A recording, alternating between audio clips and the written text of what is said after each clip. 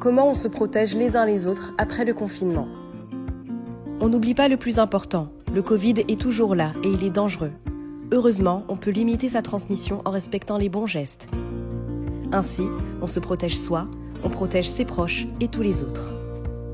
C'est quoi les gestes simples pour se protéger les uns les autres?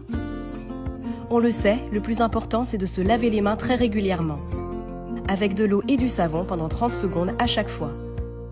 On peut aussi utiliser de la solution hydroalcoolique. Quand on croise des gens, on reste à au moins 1 mètre de distance, dans les magasins, dans la rue, au travail. Et dans les transports, on évite autant que possible les heures de pointe. Même si on ne s'est pas vu depuis longtemps, on se salue sans se serrer la main, ni se serrer dans les bras. On tousse et on éternue dans son coude ou dans un mouchoir. Pour se moucher, on utilise un mouchoir à usage unique, puis on le jette. Et on évite de se toucher le visage, surtout le nez et la bouche. En plus de ces mesures essentielles, on utilise un masque grand public, si on ne peut pas rester à une distance d'1 mètre les uns des autres, dans certains lieux publics où il est obligatoire, comme les commerces et les transports.